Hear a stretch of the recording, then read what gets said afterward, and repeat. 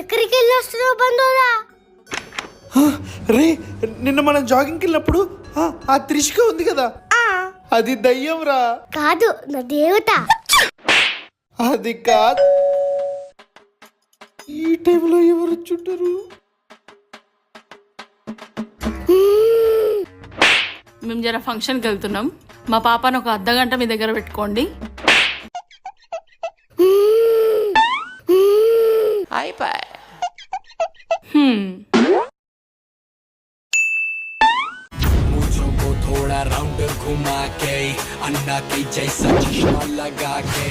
కూర్చోండి.